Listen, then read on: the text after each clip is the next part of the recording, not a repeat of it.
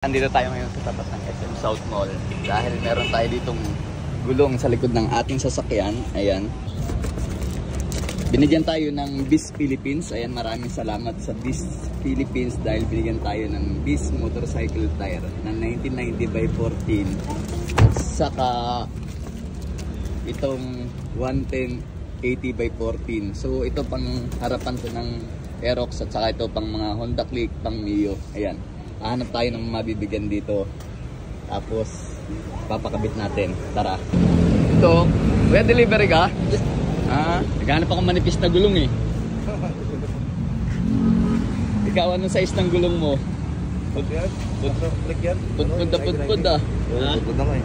1990. Taga saan ka, brother? Ha? Taga Bacoor. Taga Bacoor? Ba't ka nagawin dito? Hindi, may natila ako yung ano ko, binas ko. Ay, natid mo. May event niya sa ano, SM. Nagtatrabaho sa SM? Hindi, may event ko dyan sa SM. May event sa SM. Anong size ng gulong mo? Nipis na. 1990 by 14? Oo, 14. Okay ang motor mo. Oo. 2011 yan. 2011 na ano to? Na Scoopy. Honda. Scoopy. Gusto mo palitan natin ng gulong? Ha? Kumaya sana. Meron ako doon, sakto. Oo, wala. Itong sarapan mo, isa lang kasi yung gulong ko. Oo. Bibigay ko na sa iyo. Okay. Wala pang harapan pero pangulihan pwede. 1990 by 14. Oo, 1990. Thank you, boss. Samahan kita sa ano? Saan dito may vulcanizing shop? Hindi ko kung meron dito. Taga Bacoor kasi ako eh. Hindi ko na Dito hanap tayo. So ayan, nakahanap na tayo ng pagkakabitan ng gulong. Itong motor tire central dito na yan sa may South Mall. Ayun yung motor ko, ayun yung kotse, ayun, nasa may motorcycle city. Doon ko pinark kasi walang paradahan dito ng sasakyan. So ito yung may-ari. Alright, ayan. Shoutout, brother, ano pangalan mo? Jing po, Jing. Ha? Jing. So siya yung naka-Scoopy, siya yung napili natin bigyan dahil napakanipis naman talaga. Ilang taon na yan? Sa to may gitna. Okay. Ito yung ating ikakabit na 1990, sakto-sakto sa gulong niya. Tapos si Sir, naabutan ko, nagpapakabit ng gulong sa ulihan. Ayan, ilang araw ng flat. Makapal pa, bakit ganyan? Nabiyak na siya, may punit. Nabiyak. Ano ang papalit mo? Bes. Yung BIS tire. Kasi marami ka Ito sa'yo, brother, ito. Ayos Bakit yan na naisipan mong ipalit? Sabi ng mga tropa ko, subukan ko raw kasi maganda naman daw. So yan ang nirecommend sa'yo ng mga tropa mo. Eh, bakit hulihan lang?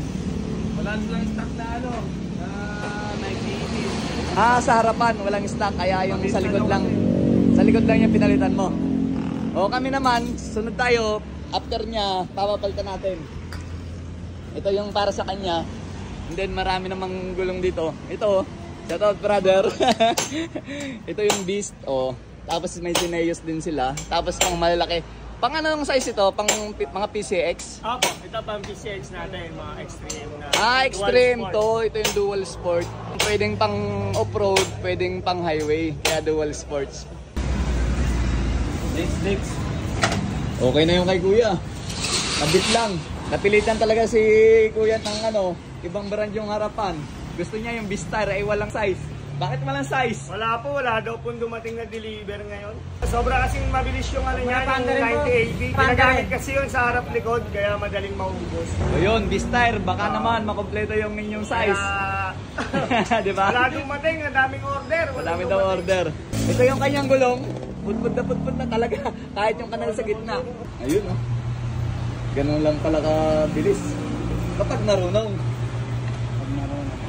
Sana. Alright. Okay na ang gulong mo. Ano masasabi mo? Salamat po, Boss Big, sa pagkukulong-gulong at sa BIS tire. Maraming salamat po. Siyempre. Ayan. Recommend. Ito, BIS tire na plus. Ito, plus yung ginagamit. So, recommend naman yan ng mga riders natin. Kaya, suwabing-suwabe. Alright, brother. Alright. Brother, magkano yung babayaran ko? Kali po bigyan yung ito natin, boss. 200 Kasama na pito. 250. 300. Pamirienda na ni brother yung 50. Ayos, ayos.